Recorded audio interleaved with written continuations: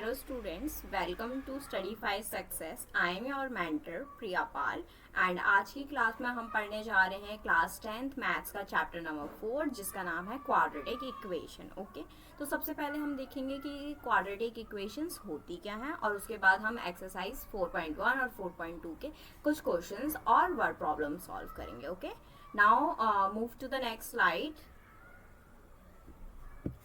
So introduction of quadratic equation. Quadratic equation होती क्या है? तो क्वाड्रेटिक इक्वेशंस जो होती हैं वो आपकी a square plus b x plus c की फॉर्म में होती है, जहाँ पे आपका ए और बी जो होता है, जहाँ पे ए और बी जो होता है वो ए जो होता है वो कॉफिशिएंट होता है वो एक्स स्क्वायर का, बी जो होता है वो कॉफिशिएंट होता है एक्स का, और जो सी है वो आपका कांस्टेंट नंबर होता है. तो ए बी और सी जो होते हैं वो आपके रियल नंबर्स होते हैं, एक्स जो होता है वो वेरिएबल होता है. और कोई भी अगर आपकी क्वाड्रेटिक इक्वेशन होती है तो उसकी हाईएस्ट डिग्री जो होगी वो कितनी होगी? आपकी 2 होगी. ओके, हाईएस्ट डिग्री कितनी होगी? 2 होगी. और ये आप पहले भी पढ़ चुके हैं कि क्वाड्रेटिक इक्वेशन होती क्या है. ओके, चलिए आइए देखते हैं आगे हम क्या पढ़ने वाले हैं. नेक्स्ट इज हम आइडेंटिफाई करना सीखेंगे कि क्वाड्रेटिक इक्वेशन होती कैसे हैं, कौन सी क्वाड्रेटिक इक्वेशन होंगी और कौन सी नहीं होंगी, जो कि आपके एक्सरसाइज 4.1 के क्वेश्चंस हैं. तो आपको पता है, अभी हमने पिछली स्लाइड में ही पढ़ा है कि क्वाड्रेटिक इक्वेशन जो होती हैं वो a x plus b x square plus b x plus c की फॉर्म में होती हैं, जहाँ पे जो ए है यानी कि कॉफिशिएंट ऑफ एक्स स्क्वायर है वो नॉट इक्वल्स टू 0 होना चाहिए, यानी कि कॉफिशिएंट ऑफ एक्स स्क्वायर 0 नहीं होना चाहिए, अदरवाइज वो लीनियर इक्वेशन बन जाती है आपकी. ओके, और हाईएस्ट पावर जो होती है वेरिएबल की वो कितनी होनी चाहिए? 2. तो अगर आप इस वाली इक्वेशन को देखें x square plus 3x plus 2 is equals to 0, तो यहाँ ये क्या है? आपकी एक क्वाड्रेटिक इक्वेशन की फॉर्म की है और इसकी हाईएस्ट पावर कितनी है? 2 है. तो इसलिए ये क्या है? आपकी क्वाड्रेटिक इक्वेशन है. अगर आप सेकेंड वाली इक्वेशन देखें 3x square minus x plus 1, तो कुछ आप लग सकता है आपको कि ये क्वाड्रेटिक इक्वेशन की फॉर्म में है, बट जो क्वाड्रेटिक इक्वेशन होती है उनकी हाईएस्ट पावर कितनी होनी चाहिए? वेरिएबल की 2, जबकि यहाँ पे हाईएस्ट पावर कितनी दे रखी है? वेरिएबल की 3. इसीलिए ये आपकी क्वाड्रेटिक इक्वेशन नहीं है. ओके, समझ आया आपको कैसे डिफरेंशिएट करना है क्वाड्रेटिक इक्वेशन और क्वाड्रेटिक इक्वेशन नहीं होने में. नेक्स्ट है आपकी एक्स अंडर रूट में है प्लस एक्स प्लस 5. तो जब भी कोई वेरिएबल अंडर रूट में होता है यानी कि उसकी पावर क्या हो जाती है? हाफ हो जाती है, 1/2 हो जाती है पावर. और हमें तो हाईएस्ट पावर कितनी चाहिए थी? 2 चाहिए थी, और यहाँ पे हाईएस्ट पावर 1/2 है, इसीलिए ये भी हमारी क्वाड्रेटिक इक्वेशन नहीं है. The next one is x minus 2 x plus 3. अगर आप इसको सॉल्व करते हैं तो x square 3x minus 2x minus 6 मिलता है, यानी कि एक्स स्क्वायर आपको मिल जाएगा अगर आप सॉल्व करते हैं ऐसे. इसीलिए ये क्या है? और हाईएस्ट डिग्री कितनी हो जाएगी? 2. तो ये आपकी क्वाड्रेटिक इक्वेशन हो गई है. ओके, जरूरी नहीं है हमेशा आपको क्वाड्रेटिक इक्वेशन की फॉर्म में ही क्वेश्चन मिले, कई बार आपको क्वेश्चन ब्रैकेट्स की फॉर्म में मिल सकता है, जैसे कि आप एग्जांपल 4 में देख सकते हैं. तो पहले आपको उसको सॉल्व करना होगा और उसके बाद ही आप बता सकते हैं कि वो क्वाड्रेटिक है या नहीं है. ओके, कभी कभी कुछ इक्वेशंस हमें क्वाड्रेटिक दिख रही होती है, बट जब हम उसे सॉल्व करते हैं तो उसका आंसर लीनियर या क्यूबिक में आता है, इसीलिए पहले हमें सॉल्व करना होता है और उसके बाद हम बताते हैं कि ये हमारी क्वाड्रेटिक है या नहीं है. ओके, चलिए नेक्स्ट देखते हैं कि हम कैसे क्वाड्रेटिक इक्वेशंस को सॉल्व करते हैं, उनके जीरोस या रूट्स फाइंड आउट करते हैं. ओके, तो सबसे पहले तो हमारी अगर क्वाड्रेटिक जो इक्वेशन है वो क्वाड्रेटिक इक्वेशन फॉर्म में नहीं दे रखी है तो उसे हमें क्या करना होता है? बनाना होता है क्वाड्रेटिक इक्वेशन फॉर्म में. जैसे कि लास्ट 4th क्वेश्चन में आपको क्वाड्रेटिक इक्वेशन की फॉर्म में नहीं दिया था, आपको पहले सॉल्व करके क्या बनाना है? क्वाड्रेटिक इक्वेशन की फॉर्म में उस क्वेश्चन को बनाना है. This is your first step. The second is, अगर आप ये जो एक्स स्क्वायर का कॉफिशिएंट ए है और ये जो आपका सी जो रियल नंबर है उन दोनों को मल्टीप्लाई करोगे. ओके, तो आपको ऐसे 2 नंबर फाइंड करने हैं जिनका मल्टीप्लाई करने पे आपको क्या आ जाए? AC, यानी कि मल्टीप्लाई करने पे आपको वही सेम नंबर मिल जाए जो कि A और C को मल्टीप्लाई करने पे मिल रहा था. और C के आगे प्लस का साइन है तो प्लस करने पे ऐसे 2 नंबर ढूंढने हैं जिनको प्लस करने पे आपको B मिल जाए और मल्टीप्लाई करने पे आपको AC का मल्टीपल मिल जाए. Okay, so this is the second and the third step. Second आप मल्टीप्लाई करोगे ए और सी को और पता करोगे कि क्या नंबर है. थर्ड में आप क्या करोगे, ऐसे नंबर्स ढूंढने की कोशिश करोगे जिनको मल्टीप्लाई करने पे AC आ जाए और ऐड करने पे B आ जाए। उसके बाद जो आपका बीच वाला नंबर है मिडिल टर्म यानी कि BX है, उसको क्या करोगे आप स्प्लिट कर दोगे और फैक्टर्स ऑफ ग्रुप निकालोगे, और जब आप फैक्टर्स ऑफ ग्रुप सॉल्व कर दोगे तो उससे आपको मिल जाएंगे उसके फैक्टर्स, और उसके आगे अगर आप सॉल्व करते हो तो उसके रूट्स भी आपको मिल जाएंगे। ओके, चलिए एक एग्जांपल से देखते हैं कि किस तरीके से हम इस मेथड को अप्लाई कर सकते हैं। ओके, सो यहाँ पे एक एग्जांपल है x² plus 5x plus 6। Okay, तो x के आगे कोई भी नंबर नहीं है, इसका मतलब x का कॉफिशिएंट कितना दे रखा है आपको 1, और 6 जो है वो कांस्टेंट नंबर है। तो अगर 1 और 6 को आप मल्टीप्लाई करते हो तो आपको क्या मिल जाता है, 6 मिल जाता है। ओके, और हमारी ये हो गई हमारी फर्स्ट मतलब पहला तो हमारा क्या था स्टेप कि वो क्वाड्रेटिक इक्वेशन की फॉर्म में होना चाहिए। यस, ये क्वाड्रेटिक इक्वेशन की फॉर्म में है। द सेकंड वन इज हम a और c को मल्टीप्लाई करते हैं। a is the coefficient of x² and c is the constant number, तो 1 और c को मल्टीप्लाई करने पे हमें 6 मिल गया। द थर्ड स्टेप इज ऐसे 2 नंबर्स हमें फाइंड करने हैं कि इनका मल्टीपल यानी कि 6 मिल जाए और प्लस करने पे b यानी कि x का कोफिशिएंट यानी कि 5 मिल जाए। तो हमने 2 नंबर्स फाइंड कर लिए।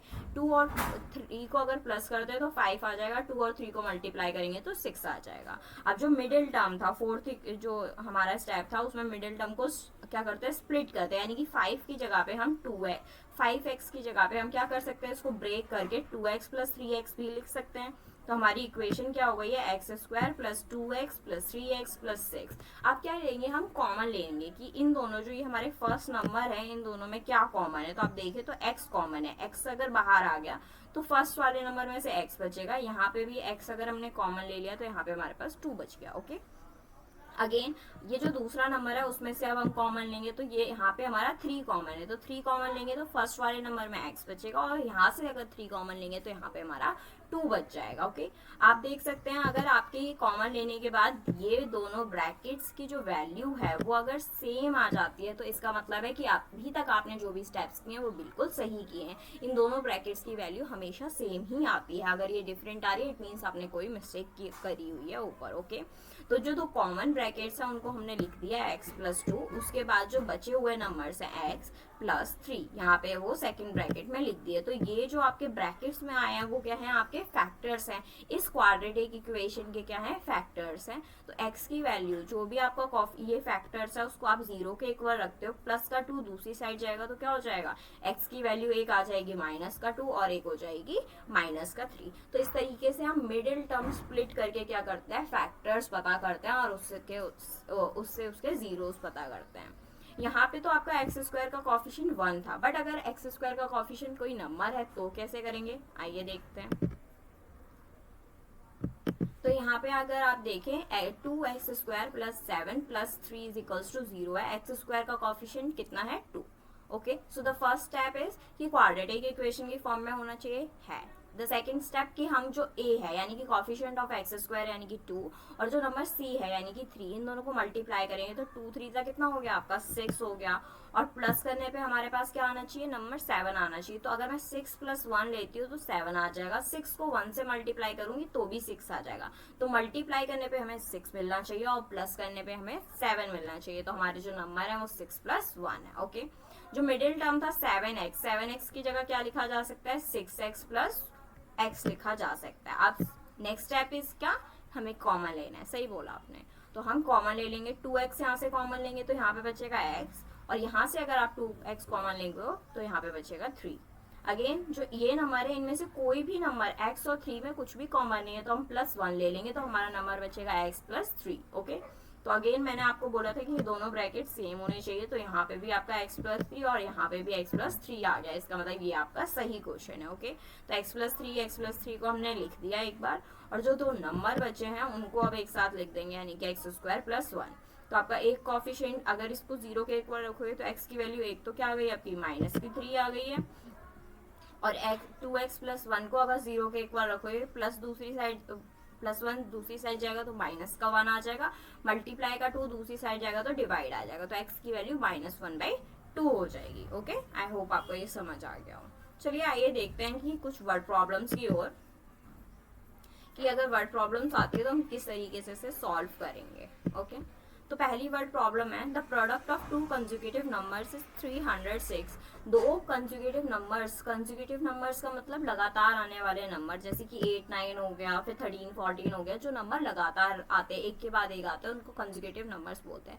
तो ऐसे दो नंबर लेने हैं जिनका कंसेक्यूटिव नंबर्स का प्रोडक्ट करने पे हमें 306 मिल जाए। तो अगर मैं फर्स्ट नंबर x लूंगी तो उसके आगे आने वाला नंबर उससे एक ज़्यादा बड़ा होगा, तो दूसरा नंबर क्या हो जाएगा, x प्लस 1। तो x और x प्लस 1 का अगर मल्टीप्लाई करोगे तो 306 आना चाहिए, ये आपकी इक्वेशन है, बोला था।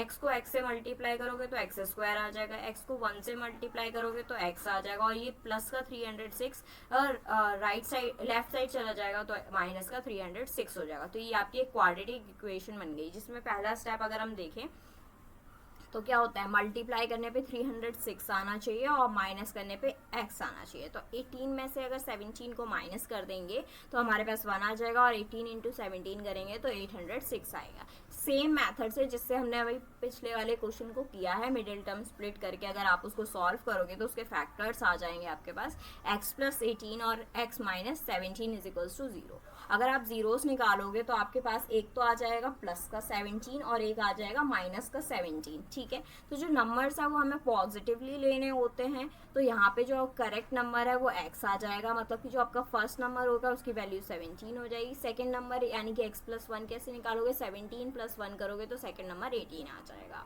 ओके, इस तरीके से आपको मिडिल टर्म स्प्लिट करके पहले हमें इक्वेशंस बनानी होती हैं और उसके बाद मिडिल टर्म स्प्लिट करके उसके फैक्टर्स निकालने हैं, देन उसके जीरोस निकालने हैं। ओके, आइए देखते हैं अगला question. A father is 24 years old than son after 3 years, product of ages is 360। जो फादर है वो 24 ईयर्स ओल्डर है देन सन। अगर सन की एज हमने क्या मान लिया है, एक्स मान लिया है, तो उसकी जो फादर की प्रेजेंट एज होगी वो क्या है, 24 years older than his son, यानी कि एक्स प्लस 24 हो जाएगी आफ्टर 3 ईयर। आफ्टर 3 ईयर के बाद अगर दोनों की एज यानी कि फादर और सन की एज का प्रोडक्ट किया जाए तो 360 आता है। तो 3 ईयर्स के बाद जो सन की एज होगी वो कितनी हो जाएगी, एक्स प्लस 3, और जो फादर की एज हो जाएगी वो एक्स प्लस 24 प्लस 3 हो जाएगी, यानी कि एक्स प्लस 27 हो जाएगी। दोनों को प्रोडक्ट करने के बाद हमारे पास 360 आना चाहिए। तो अगर आप इसको सॉल्व करेंगे, जो ये फर्स्ट नंबर है वो पहले x से साथ मल्टीप्लाई होगा, ये सेकेंड जो फर्स्ट नंबर है वो 27 के साथ मल्टीप्लाई होगा, तो x square plus 27x plus 3x और मल्टीप्लाई करने पे आपके नंबर्स आएंगे, ठीक है। अगर आप सॉल्व करेंगे तो एक्स स्क्वायर प्लस 30x आ जाएगा, दूसरी साइड 27 को इससे मल्टीप्लाई करेंगे और 360 को उसमें से माइनस कर देंगे तो आपका 279 आ जाएगा। ओके, अगेन आप क्या करेंगे, मिडिल टर्म स्प्लिटिंग यूज करेंगे। आपके पास मल्टीप्लाई करने पे 279 आना चाहिए और माइनस करने पे क्या आना चाहिए, 30 आना चाहिए, राइट। तो ऐसे फैक्टर्स जब आप फाइंड कर लोगे और उसको सॉल्व करोगे, कॉमन लोगे, तो आपकी ये इक्वेशन, ये फैक्टर्स आ जाएंगे, x माइनस 9 और x प्लस 29। तो अगर आप देखें सॉल्व करने के बाद आपकी दो वैल्यूज आएंगी, ये जो फर्स्ट वाला नंबर है उससे x की वैल्यू 9 आ जाएगी, तो सेकंड वन से आपकी x की वैल्यू माइनस 49 आ जाएगी। एज कभी नेगेटिव हो सकती है, कोई बोलता है कि मैं माइनस 5 ईयर का हूँ, मैं माइनस 10 ईयर का हूँ, ऐसा तो कोई नहीं बोलता। तो एज कभी भी नेगेटिव नहीं होती है, इसीलिए x की वैल्यू जो 9 आई है वो क्या है, आपकी करेक्ट है। तो अगर यानी कि x क्या था हमारा, सन की एज अगर 9 आ रखी है तो फादर की एज कितनी हो जाएगी, 9 प्लस 24। तो आपके जो फादर है उनकी मतलब फादर जो यहाँ पे सन है उसकी एज 9 है और उसके फादर की जो एज है वो 33 ईयर्स हो जाएगी। ओके, तो ये आपकी वर्ड प्रॉब्लम थी। आइए देखते हैं आज हमने क्या डिस्कस किया है, उसकी समरी एक बार डिस्कस करते हैं हम। तो सबसे पहले हमने क्या किया है, एग्जाम्पल्स देखे हैं, उसमें हमने स्टेप्स देखे कि किस तरीके से हम मिडिल टर्म स्प्लिट करते हैं। ओके, फिर हमने एक क्वाड्रेटिक इक्वेशन सॉल्व की थी जिसकी हाईएस्ट डिग्री क्या होनी चाहिए, 2। कोई भी क्वाड्रेटिक इक्वेशन होती है वो तभी क्वाड्रेटिक कहलाती है जब वो एक तो standard form of quadratic equation की फॉर्म में हो, द सेकेंड इज उसकी हाईएस्ट डिग्री 2 होनी चाहिए। ओके, फिर हमने मिडिल टर्म स्प्लिट करके क्या फैक्टर्स पता किए थे, उसके बाद हमने नंबर से रिलेटेड वर्ड प्रॉब्लम सॉल्व किए हैं, उसके बाद हमने एज से रिलेटेड वर्ड प्रॉब्लम सॉल्व किए हैं। ओके, तो आइए एक बहुत ही ब्यूटीफुल मैसेज के साथ कि अगर आप प्रैक्टिस रेगुलरली, अगर आप मैथ्स की प्रैक्टिस रेगुलरली करते हैं, maths is easy when you break it into steps, अगर आप छोटे छोटे स्टेप्स में क्वेश्चंस को करने की कोशिश करते हैं तो मैथ्स आपके लिए बहुत ज़्यादा ईजी हो जाती है। इसी ब्यूटीफुल कोड के साथ मैं आज की क्लास एंड करती हूँ। आई होप आपको ये चीज़ें जो आज हमने लेक्चर में डिस्कस की हैं अच्छे से समझ आई हो। Keep studying and if you like this video you can like the video and subscribe the channel and hit the bell icon. Thank you for watching this video.